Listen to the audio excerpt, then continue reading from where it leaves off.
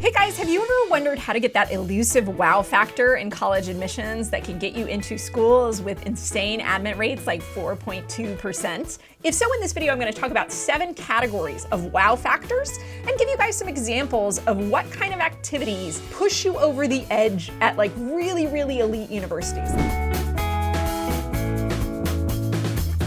If you're wondering who I am, my name is Brooke. I have been working with high school students to try to help them get into college for over a decade and a half.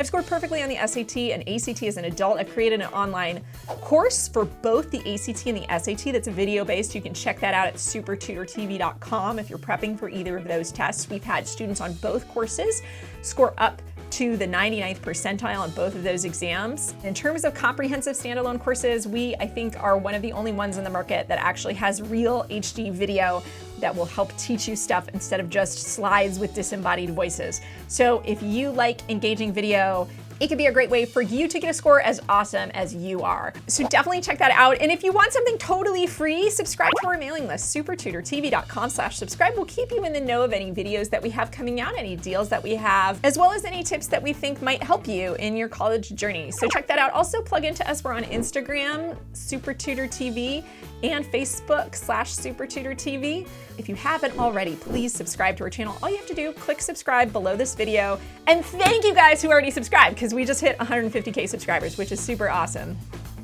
Jazz hands, everybody. So basically, first a little introduction. When I talk about the wow factor, this is the kind of activity that's going to push you over the edge at schools like Harvard, Stanford, Princeton, MIT, and Caltech. You do not need to have a wow factor if you're applying to places like Texas A&M and even the University of Illinois or Iowa State University. These are not the kind of caliber of activities you're expected to have. That being said, if you have any of them, they could contribute to your college application, and in some cases at those lower ranked schools make up for a lack of test score or grades or something like that. These can help make you the person who gets in when Stanford, say, has 6 people who are totally qualified to attend. How do they decide which 1 out of 6 attends? Well, they're looking for wow factors a lot of the time. So let's talk. The first category that I'm going to talk about is proven excellence.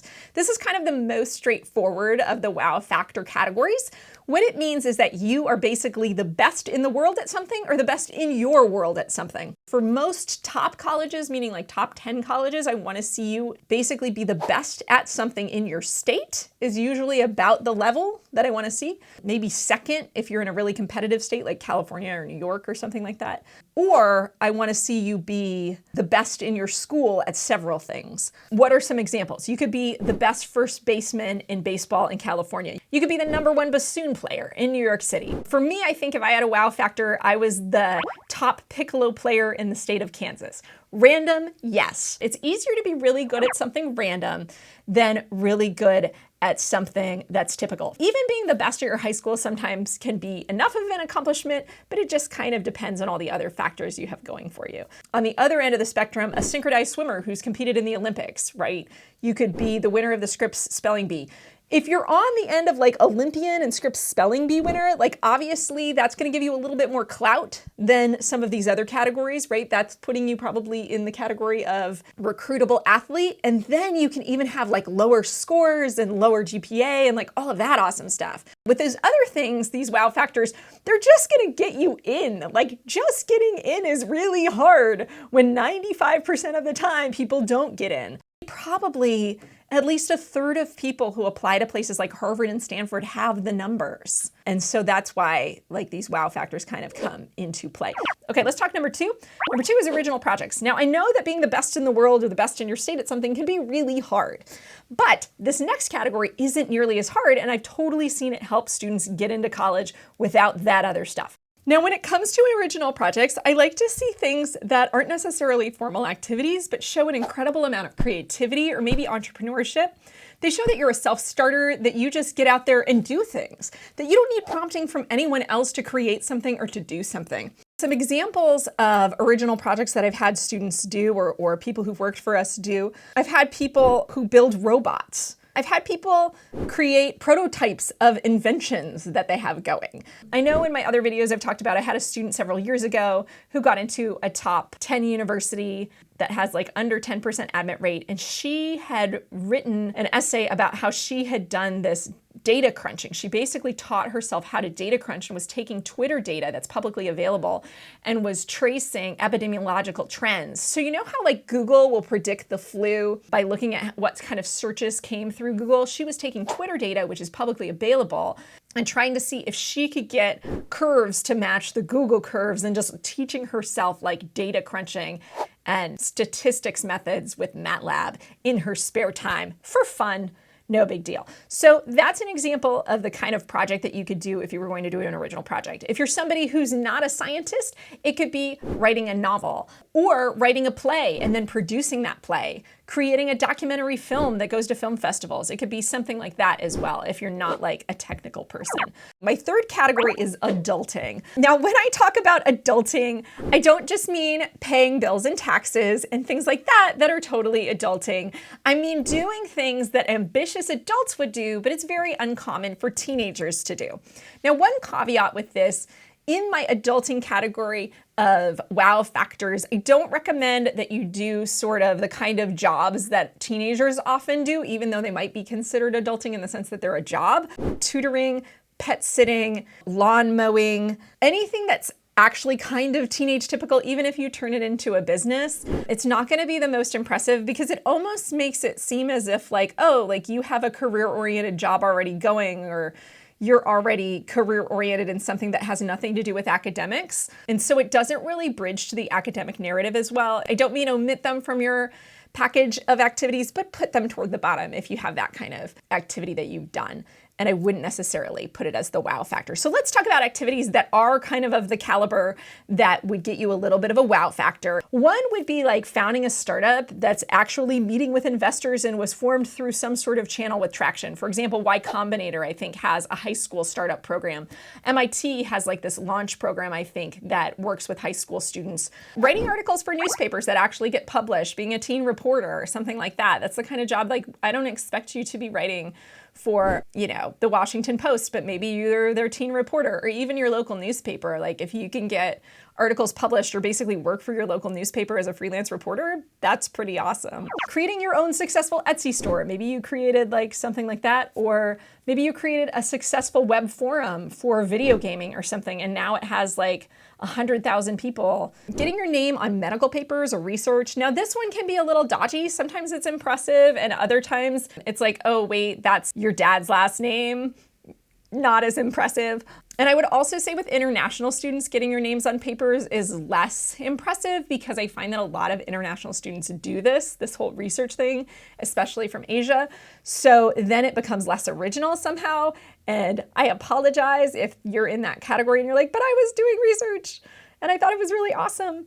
The other thing too is like when you're an international student, sometimes these wow factors don't translate as well as they do with domestic students, though I will say that generally proven excellence always translates as long as it's from something that is like verifiable and not from some sort of competition that we don't understand or we don't know about in the US. That's the other place where it can get dodgy as well. Number 4, being a headline maker. So in addition to doing some things where you accomplish things or you get awards, or you're just doing things that adults would do, you can also gain traction in your college application if you can be really popular. Now, this has to be measurable attention. So I have a lot of students who will do things like start a blog or a YouTube channel, but if you don't have measurable success with that, it's probably not going to be that impressive.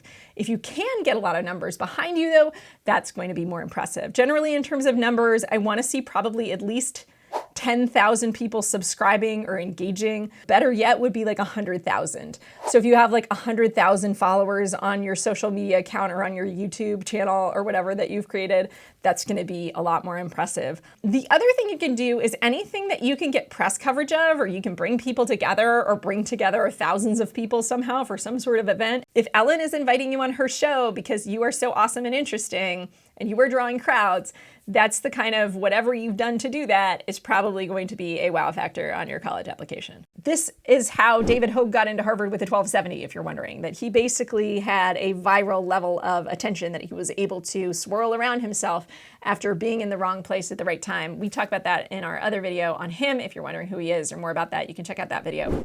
Okay, let's talk about number 5. Number 5 is also an easier category. I know some of these you guys are just like, oh my gosh, Brooke, like I'm not on the Ellen show. Help me out, throw me a bone. Well, this category is for you. This is do something quirky, original, or a random cool activity. Sometimes all you have to do is stand out, and standing out just means that you're doing something that's atypical in some way. Now, if it's atypical and it's also intellectual, if it's atypical and also exhibits curiosity or passion, all the better. Maybe you're into dissecting owl pullets and you worked at your local zoo to do so more. Maybe you're a total insect nerd and you love insects and have built like a crazy collection of insects. Maybe you created a jousting club and you have like one of the largest jousting clubs in the state of Wyoming, or the only jousting club in the state of Wyoming, right? It could be something just random and fun where you get people together. At the end of the day, the way that random activities really work their way into your application is through essays. So if you have an interesting story to tell, or you've pursued things that are off the beaten path and kind of random, that can make your essays way more interesting. On the same note, also, if your activities are non-stereotypical, if you're the kind of person that, given your background, we really wouldn't expect you to do this or do that, you know, if you're a girl who plays football, if you're the only guy that knits in the state of Delaware, that also can be something that's kind of interesting or different or food for thought that can start an intellectual discussion. And if you're able to turn that into an intellectual discussion and reflect on it, that's the kind of wow factor that can push you over the edge. Okay, number 6, clear leadership. So this factor is really straightforward. It's kind of like the first one, which was just achievement. If you are a proven leader, that can help you get into college. Colleges love leaders and they always have loved leaders. Now, in the past, this was always enough to get you in when admit rates were 15, 20%. And now that they're a lot lower at these top schools, clear leadership isn't always enough of a wow factor, but for some students it is. And you never know when it's going to be you. What does this mean? This means you could be a leader in very traditional ways, like being the head of your school's student council or something like that. But you also want to be a leader in a way that's more authentic and less just a title. For instance, it's something that you could talk about in an essay. Maybe you had a bout of bullying at your school and you created initiatives to actually combat that bullying. Maybe you had to have hard conversations about that bullying and get into the weeds with it and figure that out. But if you've shown proven leadership in ways, if you can tell a story about particular conflicts that are very contemporary and real world and talk about how you view those, how you're able to solve those conflicts, and not only be a leader in title, but be a leader in spirit, that can also be a wow factor with that kind of maturity and perspective. My last category is incredible grit. Now, this one is one that it's hard to manufacture, but if you've had particularly challenging circumstances in your life, but you are an incredibly resilient person and you bounce back, this is the category for you. In this category, you don't really have to even have activities, so to speak. You just have to be the kind of person who, when terrible things happen to you, you are able to power through them and make the most and have a positive attitude. You know, maybe your brother's legally blind and you fought for his rights because your single mom was too busy working to try to pay the bills and there was no one to take care of him. Maybe you grew up homeless and were bouncing from motel to motel, but still made it a point to wake up at 3 in the morning and go study, you know, in the bathroom because that was the only time that you had that was quiet when you could focus or something like that. Who knows? Whatever your crazy story is, if you've been able to surmount obstacles and overcome things and work really hard, and maybe that means that you're on your phone watching YouTube for college advice because you don't have the money for a college counselor or whatever it is. If you've overcome things, if you've been a fighter, if you have grit, that's another factor that can be a wow factor. That's about it for my wow factors. Remember that you are what makes you awesome, not just where you go to school. You aren't defined by how amazing all your activities are. So please don't take this list and think, oh my gosh, I don't fall into any of those categories. Oh, my life is over. I don't want you to think that. And just because you don't have a wow factor that's clear doesn't mean that you can't get into a top school. It just means that it's harder. I hope you guys like this video. If you have examples of activities that you think would be wow factors, talk to us about them in the comments below. I hope you guys subscribe if you haven't yet, and I'll see you guys in the next video. Take care. Bye-bye.